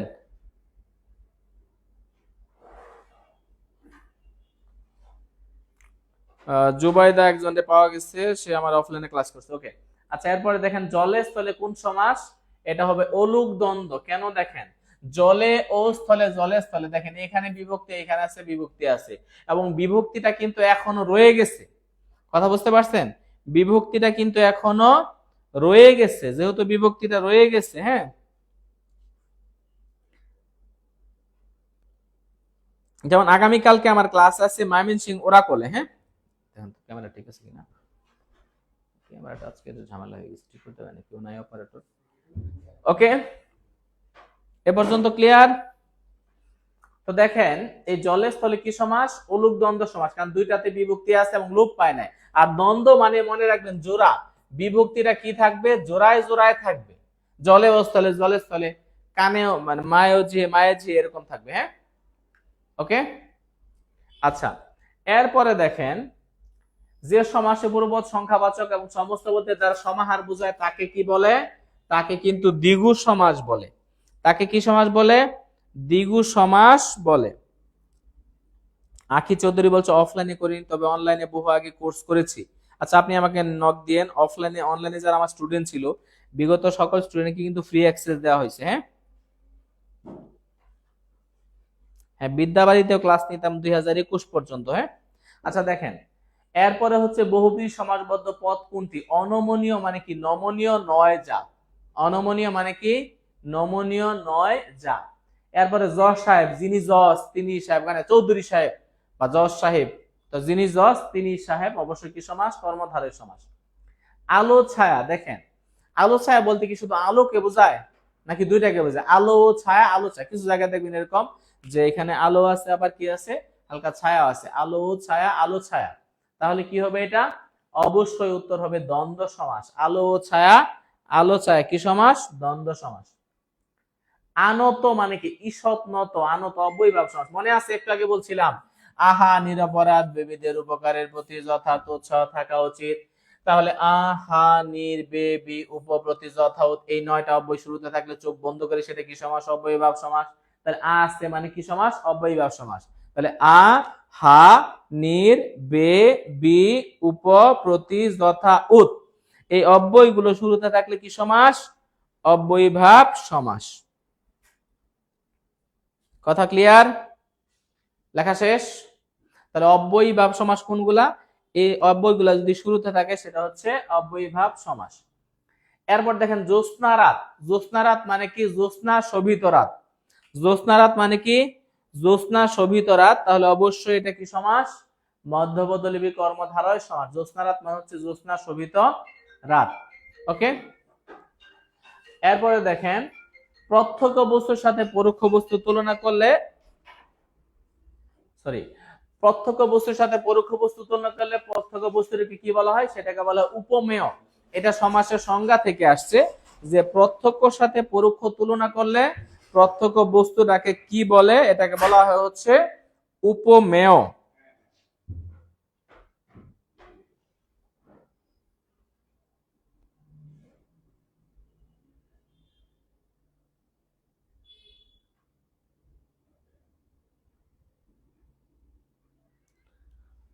ওকে, এরপর দেখেন লাঠালাঠি।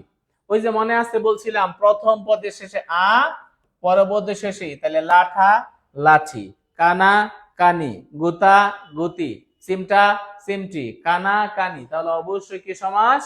বেতিহার বহুব্রীহি, যেটা আমরা একটু আগে পড়ে আসলাম। কি সমাস বলেন তো? বেতিহার বহুব্রীহি। চাঁদ মুখ মানে কি? চাঁদের মতো মুখ। চাঁদ মুখ মানে কি? চাঁদের মতো মুখ। কি সমাস? কর্মধারয় সমাস।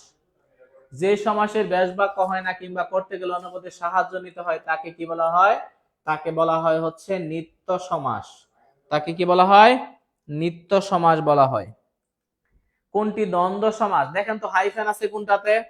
তাহলে দ্বন্দ্ব সমাস কোনটা হবে বলেন? হাইফেন আছে যেখানে দ্বন্দ্ব হবে সেখানে। হাইফেন আছে যেখানে দ্বন্দ্ব হবে সেখানে। তাহলে হাইফেন থাকলে এটা কি সমাস? দ্বন্দ্ব সমাস। হাইফেন থাকলে কি সমাস? দ্বন্দ্ব সমাস। এরপরে দেখেন মধ্যপদী কর্মধারয় কোনটা? হাসি মাখা মুখ, হাসি মুখ। কেন? কারণ মাঝখানে বর্ত লোপ পাইছে। তাহলে বাকিগুলা কেন হবে না? কারণ ক্ষণকাল ব্যাপিয়া স্থায়ী, ক্ষণস্থায়ী, দ্বিতীয় তৎপুরুষ। কারণ ব্যক্তি অর্থে কি হয়? দ্বিতীয় তৎপুরুষ হয়। অরুণের মতো রাঙা, অরুণ রাঙা কথাটা সত্য। তাহলে এই যে নাউনের সাথে অ্যাডজেক্টিভ, তার মানে উপমান কর্মধারয় সমাস। ঘর থেকে ছাড়া, ঘর ছাড়া, তাহলে মাইনাস বোঝায় মানে কি? পঞ্চমী তৎপুরুষ। মাইনাস মানে হচ্ছে পঞ্চমী তৎপুরুষ। কথা ক্লিয়ার? তাহলে এই বিষয়গুলো আমরা এইভাবে অবশ্যই এইভাবে পড়বো। হ্যাঁ, এবার দেখেন প্রাইমারি প্রশ্ন। প্রাইমারি প্রশ্নটা হচ্ছে আমরা একটু সলভ করব, কারণ এই প্রশ্নগুলো কিন্তু রিপিট হয়। অনুগমন। অনুগমন মানে কি? গমনের পশ্চাৎ। অনুগমনের ব্যাস বাক্য কোনটা? গমনের পশ্চাৎ। দ্বীপের ব্যাস বাক্য কোনটা? দুই দিকে অফ যার। তো অফ মানে হচ্ছে পানি। দেখেন দ্বীপের কি দুই দিকে পানি থাকে? না, দ্বীপের চতুর্দিকে পানি থাকে। এই জন্য যেটা বাস্তবে সম্ভব না সেটা হলো নিপাতন সিদ্ধ বহুব্রীহি সমাস। মনে রাখবেন, নিপাতনে সিদ্ধ বহুব্রীহি যেটা, এই নিপাতনে সিদ্ধ বহুব্রীহি যেটা, এটা আমি হচ্ছে যেটা বলবো নিপাতন সিদ্ধ বহুব্রীহি মানে হচ্ছে, আপনি মনে রাখবেন এটাকে আমি নাম দিছি অনন্ত জলিল সমাস। অনন্ত জলিল সমাস। ওকে, নিপাতন নিষিদ্ধ বহুব্রীহি সমাস মানে কি বলেন তো? এটাকে আমি বলি অনন্ত জলিল সমাস, মানে যেটা বাস্তবে সম্ভব না। মাইনাস বোঝায় মানে কি? পঞ্চমী তৎপুরুষ। মাইনাস মানে হচ্ছে, ওকে, তাহলে যেটা বাস্তবে সম্ভব না, তাহলে দেখেন দুই দিকে অবজার, এটা কি বাস্তবে সম্ভব? দ্বীপের কি দুই দিকে পানি থাকে? অথবা আমরা যদি এরকম বলতাম নিপাতন সিদ্ধ বহুব্রীহি, আমি একটা উদাহরণ দিই, যেমন পণ্ডিত মূর্খ। পণ্ডিত হয়ে যে মূর্খ, একটা মানুষ পণ্ডিত হয়ে সে আবার মূর্খ হয় কেমনে? তাহলে যেটা বাস্তবে সম্ভব না, তো অনন্ত জলিলের কাজ কি? অসম্ভবকে সম্ভব করা অনন্ত জলিলের কাজ। তার মানে যেটা বাস্তবে সম্ভব না সেটা নিপাত নিষিদ্ধ বহুব্রীহি সমাস। আমি বললাম জীবন মৃত, জীবিত থেকেও যে মৃত, এটা বাস্তবে কিনা? সম্ভব না। কথা ক্লিয়ার? এরপর দেখেন পণ্ডিত মূর্খ, ওই যে আমরা আগে বললাম পণ্ডিত হয়ে যিনি মূর্খ, তাহলে এটাও কি সমাস? নিপাত নিষিদ্ধ বহুব্রীহি সমাস। ওকে, কথা ক্লিয়ার কিনা বলেন? কথা ক্লিয়ার?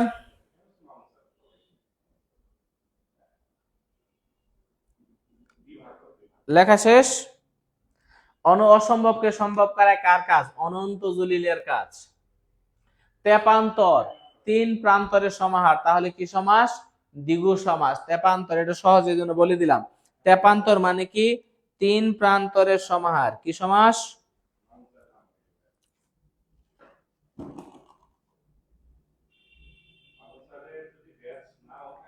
অনুচিত মানে কি? ন উচিত, অনুচিত, তার মানে কি সমাস? তৎপুরুষ সমাস।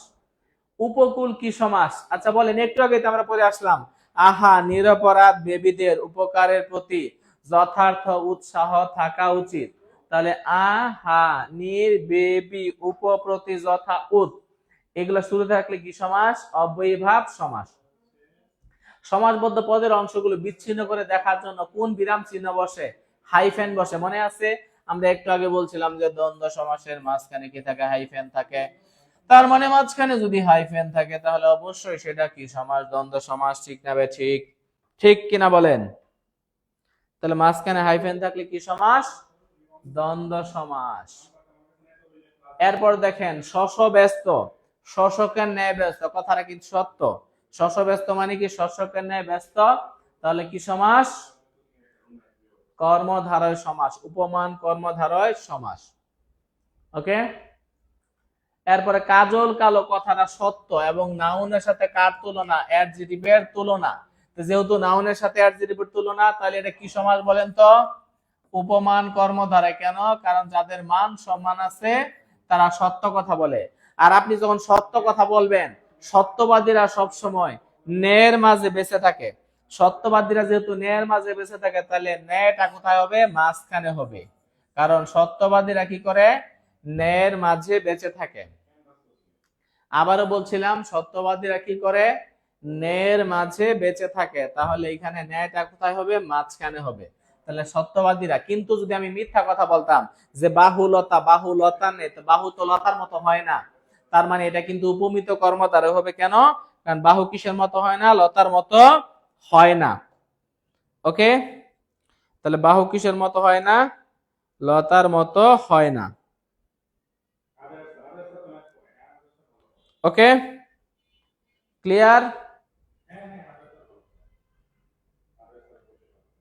এরপরে দেখেন কোনটি মধ্যপদলিপি কর্মধারয় মানে বহুব্রীহি সমাস, সেটা হলো উদাহরণ 9 বলছে। তাহলে এগুলা সবই হচ্ছে মধ্যপদলিপি বহুব্রীহি। আর এটা কি? মধ্যপদলিপি বহুব্রীহি উদাহরণ 9 বলছে। নিরামিষ, আমরা বলছিলাম আহা নিরপরাধ বেবিদের উপকারের প্রতি যথার্থ উৎসাহ থাকা উচিত।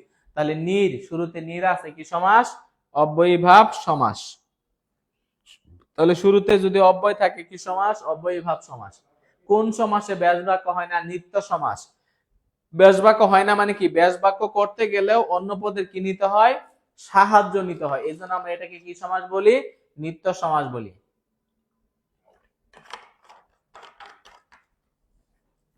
ওকে, তাহলে একটু বলেন তো, একটু সত্যি করে বলেন যে ক্লাসে একেবারে কি নতুন কিছু পাইছেন নাকি পান নাই? মানে আপনি কি সবই জানতেন আগে, নাকি নতুন কোনো টেকনিক পাইছেন যেটা আপনার কাজে লাগবে? একটু কমেন্টে জানান তো। এবার দেখেন নিবন্ধনের প্রশ্ন, কলেজ এবং স্কুল, এই প্রশ্নগুলা কিন্তু ব্যাপকভাবে কি হয়? রিপিট হয়। এজন্য আমাদের কি করতে হবে? এগুলো একটু পড়তে হবে। যেমন দেখেন উপপদ তৎপুরুষ সমাস কোনটা? আমরা আগেই বলছি, নাউনের সাথে যদি ভার্ব থাকে এবং যদি এক কথা প্রকাশের মতো মনে হয় তাহলে সেটা হবে উপপদ তৎপুরুষ সমাস। তাহলে ছেলে ধরা, ছেলে ধরে যে, তাহলে এটা কি সমাস? উপপদ তৎপুরুষ সমাস। তাহলে ছেলে ধরা, ছেলে ধরে যে। হ্যাঁ, তো আমরা এমসিকিউ গুলা শেষ করে কিন্তু ক্লাসটা শেষ করব। হ্যাঁ, ওকে,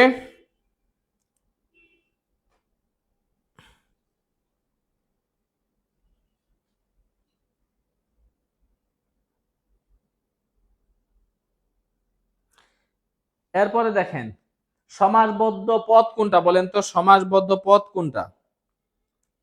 এই পদগুলোর মধ্যে বলেন কোনটা সমাসবদ্ধ পদ?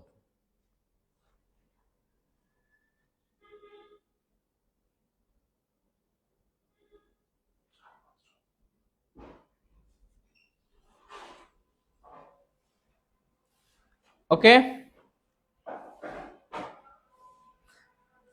হ্যাঁ সারপত্র, এটা হলো সমাসবদ্ধ। হ্যাঁ, কোনটি বেতিহার বহুব্রী সমাসের উদাহরণ? বেতিহার বহুব্রী কোনটা? প্রথম পদের শেষে আ, পরের পদের শেষে। তাহলে কানা কানি বেতিহার বহুব্রী, আমরা একটু আগে বললাম। কানা কানি কি সমাস? বেতিহার বহুব্রীহি। হ্যাঁ,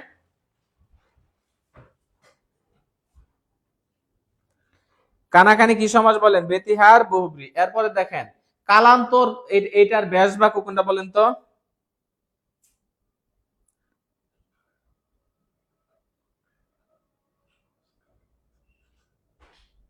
বলেন কালান্তর, এটা ব্যাস বাক্য কি?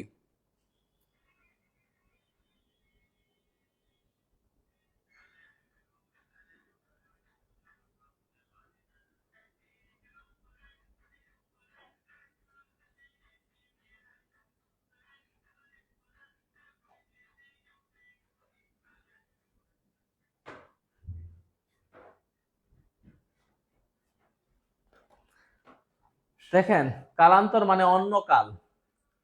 কোনটি রূপক কর্মধারয় সমাস?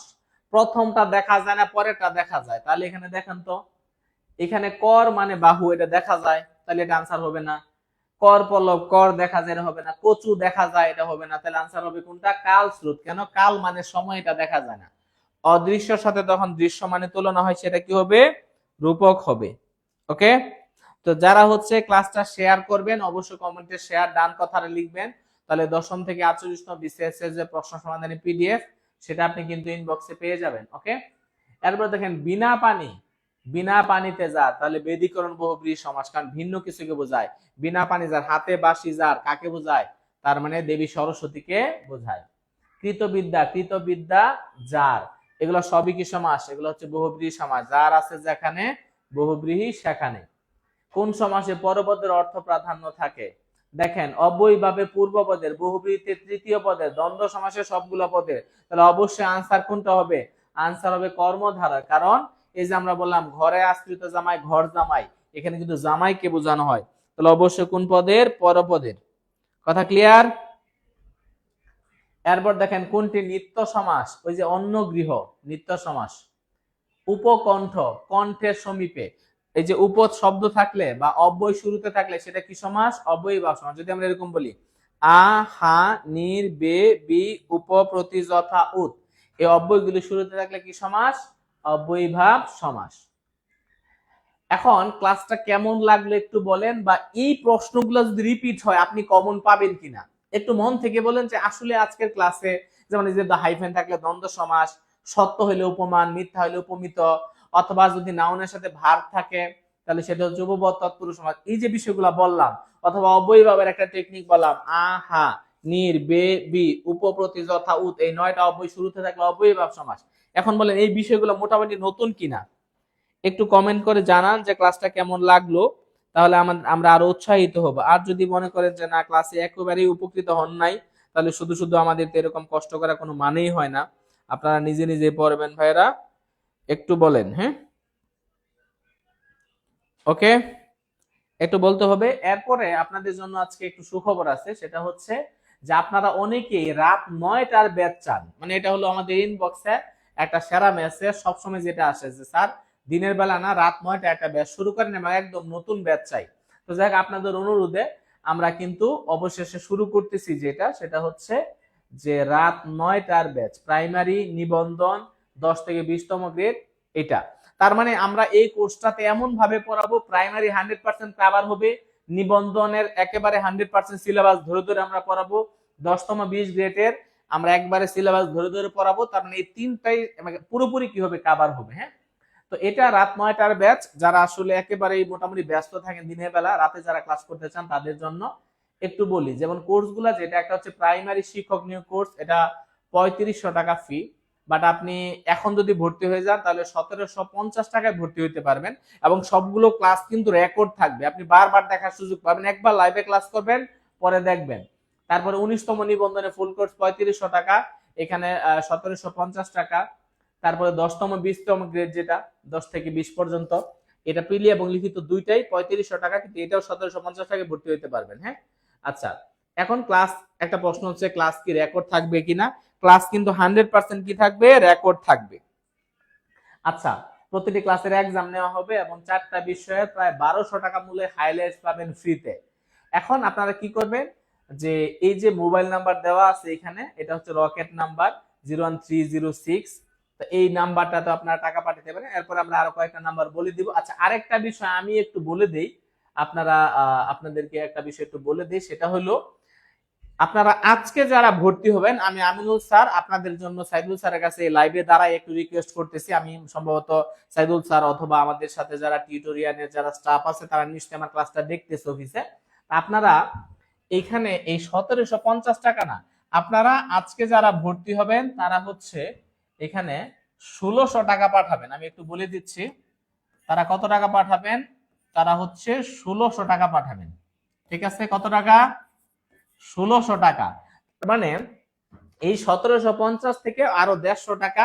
আমি কিন্তু এটা সাইদুল স্যারকে এখনো বলি নাই, বা অফিসের স্টাফকে কেউ বলে, কিন্তু তারা ক্লাসটা কিন্তু শুনতেছে, অথবা আপনারা ফোন দিয়ে বলবেন যে আমিনুল স্যার বলছে যে আজকে ভর্তি হলে 1600 টাকায়। তাহলে দেখেন, আপনি এই যে 1200 টাকা মূল্যের যে হাইলাইটস গুলা পাচ্ছেন, তাহলে সত্যি কথা বলতে এটা শুনতেও খারাপ লাগে, তার মানে কিন্তু আপনি মাত্র 400 টাকাতে কোর্সটা করতে পারতেছেন। সেখানে বাংলা আছে, ইংলিশ আছে, তারপরে জেনারেল নলেজ আছে, গণিত আছে।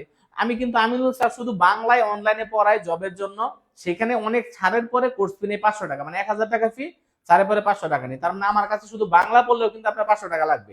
অনেকে এখানে আছে যারা আমার কাছে আলাদা করে পড়ে। তার মানে আপনি কিন্তু, মানে 1200 টাকা যে আমরা বাদ দিয়ে দিই, মাত্র কিন্তু 400 টাকাতে একেবারে ফুল কোর্স করতে পারতেছেন। এই জন্য যারা ভর্তি হবেন ফোন দিয়ে বলবেন যে আমিনুল স্যার লাইভে বলে দিচ্ছে আজকে 1600 টাকায় ভর্তি হওয়া যাবে। এখন 1600 টাকা কিন্তু অনেকের কাছে না থাকলে ফ্রেন্ডদের কাছ থেকে নিয়েও এটা ভর্তি করা সম্ভব। তো এবার আপনারা যে কাজটা করবেন, যে অফার যদিও মানে আমাদের বলা ছিল যে লাইভে যারা টাকা পাঠাবে তারাই শুধু অফার পাবে, কিন্তু এরপর আমরা বলে দিলাম এই নাম্বারগুলোতে আপনারা কল দেন, এগুলো আমাদের কল সেন্টার থেকে রিসিভ করবে। তো আপনারা কল দিয়ে এই নাম্বারে বলবেন যে আমিনুল স্যার বলছে এই 1750 টাকার যে ফিটা, এটা হচ্ছে কত টাকায়, এটা মাত্র আপনারা 1600 টাকায় ভর্তি হতে পারবেন। তার মানে আমি আবারও বলে দিচ্ছি, কত টাকা বলেন তো, 1600 টাকা। আমি বাংলা ইংলিশ দুই ভাবে লিখে দিচ্ছি, মাত্র 1600 টাকায় ভর্তি হবেন। কি কি কোর্সে ভর্তি হতে পারবেন সেটাও কিন্তু বলে দিছি।